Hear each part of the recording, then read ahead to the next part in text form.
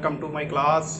सो अज साढ़े को कैपेसिटेंस का लास्ट टॉपिक हैगा capacitance of a parallel plate capacitor with conducting slab between the two plates.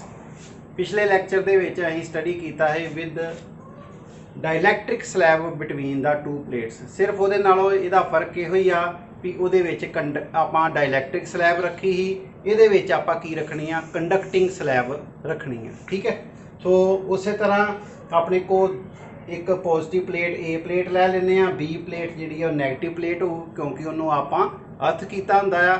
तो उन्होंने जोड़ा अपने को डिस्टेंस किन्ना आ प्लेट्स के उन्होंने आप डी एज्यूम कर लेने। इलैक्ट्रिक फील्ड इन्हों दोनों प्लेट के अक्रॉस कितना अपलाई हो रहा है, E electric field uniform electric field apply हो रहा है। पोटेंशियल डिफरेंस इन्होंने दोनों प्लेट्स को कितना अपलाई किया, वी पोटेंशियल डिफरेंस टोटल जोड़ा अपलाई किया है। ठीक है स्टूडेंट्स, टी थिकनेस की आप कंडक्टिंग स्लैब इस आप प्लेट्स के जी इंसर्ट की आ।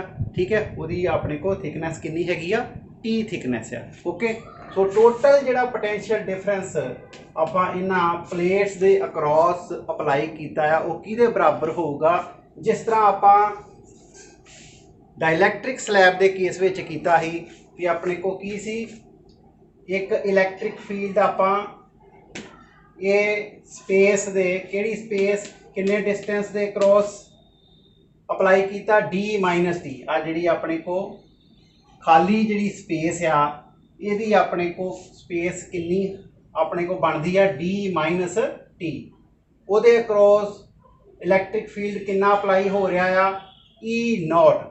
ठीक है, सो पोटेंशियल डिफरेंस टोटल कितना हो गया, ई इंटू डी के फार्मूले के अकॉर्डिंगली ई नॉट जोड़ा कि अपने को इलैक्ट्रिक फील्ड जोड़ा लग रहा है इस स्पेस के स्पेस जी लेंथ कितनी है, डिस्टेंस कितना है, डी माइनस टी के बराबर, प्लस पोटेंशियल डिफरेंस फोर अपने को टी के उत्ते कितना लग रहा, टी थिकनेस के उत्ते अपने को कितना पोटेंशियल डिफरेंस लग रहा है। तो इलैक्ट्रिक फील्ड आपां पता आ इस कंडक्टिंग स्लैब के कितना हुंदा, इन साइड का कंडक्टिंग स्लैब कितना हुंदा, जीरो। सो इलैक्ट्रिक फील्ड इन साइड का कंडक्टिंग स्लैब जीरो हुंदा क्योंकि सारे का सारा चार्ज जिहड़ा रिजाइड कर जाता सरफेस के उत्ते, इस करके इन साइड का इलैक्ट्रिक फील्ड कितना हो जाता, जीरो के बराबर जोड़ा हो जाता है। ठीक है, सो इस करके आ जोड़ा ई आ ये इंटू टी आप करांगे ये किहदे बराबर आ जाता, जीरो के बराबर आ जाता क्योंकि ई की वैल्यू कितनी हैगी आ अपने को जीरो के बराबर है कंडक्टिंग स्लैब वास्ते। Okay students, so potential difference इस प्लेट के क्रॉस कितना आ गया, E not into D minus T के बराबर। ओके, सो ई नॉट आपां पता ही है जिस तरह आप उस एक्सप्रैशन के किया ही कि ई नॉट की वैल्यू जी आ दो अपने को प्लेट्स के विचकार कितनी हुंदी आ जदों दोनों के एयर जां वैक्यूम होवे, सिग्मा ओवर एप्सिलॉन नॉट के बराबर। ठीक है, सिग्मा जिहड़ा वो चार्ज पर यूनिट एरिया के बराबर हुंदा आ, इस करके ये एक्सप्रैशन अपने को ई नॉट का किहदे बराबर आ जाऊगा, Q over epsilon not A के बराबर। ओके स्टूडेंट्स, ये वैल्यू जी आ ई नॉट की आप इत्थे पोटेंशियल डिफरेंस में सबस्टिट्यूट कर देंगे।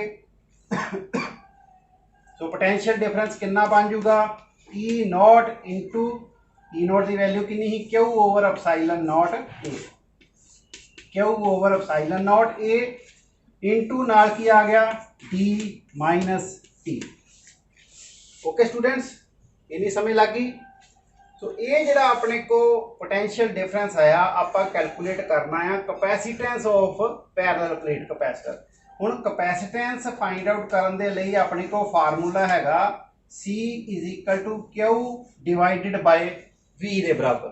ठीक है, तो जो आप इत्थे V की वैल्यू सबस्टिट्यूट करांगे ये बन जाऊगा क्यू डिवाइडेड बाय V की वैल्यू कितनी है, Q divided by epsilon not A into नाल की आ जाऊगा D minus T. Okay students, आ क्यू दे नाल क्यू कैंसल हो जाऊगा, अपने को वैल्यू कैपेसिटेंस की कितनी आ जाऊगी, एप्सिलॉन नॉट ए ऊपर हो गया इन्वर्ट हो गया। ठीक है, नीचे अपने को आ गया डी माइनस टी दे बराबर।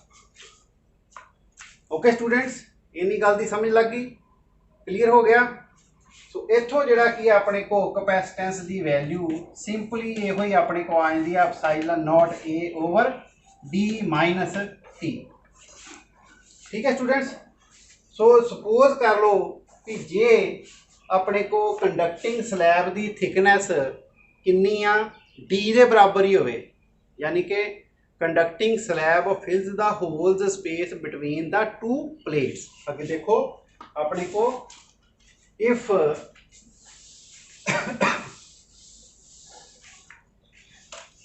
if conducting slab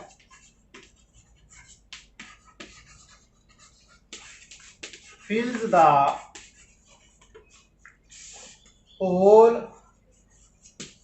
space between the plates, then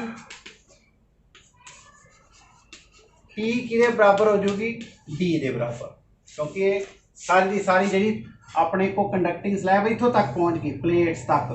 ठीक है, सारे का सारा गैप उन्हें कवर कर लिया, जिहड़ा दो प्लेट्स दे विच दा गैप सी वो सारे का सारा कंडक्टिंग स्लैब ने कवर कर लिया। सो इस करके टी किहदे बराबर आ गई डी दे बराबर आ गई।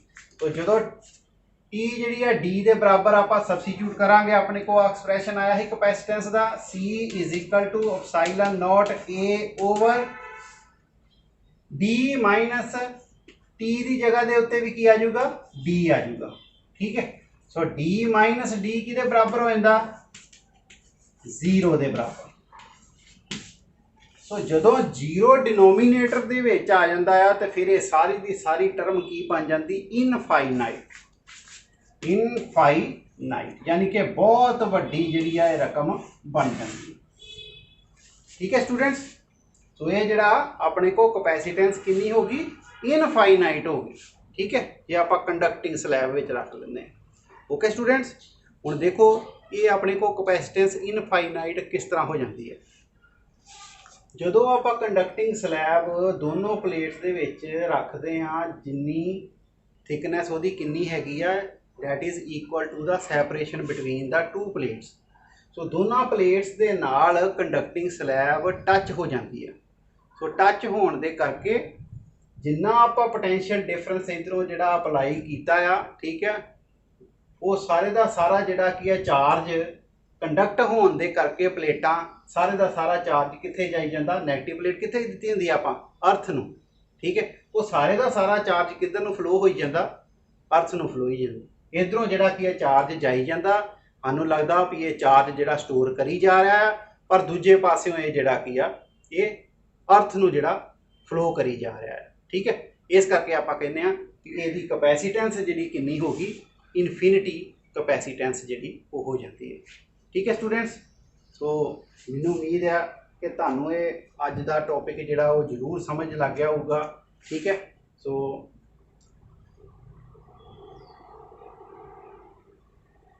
Thank you very much.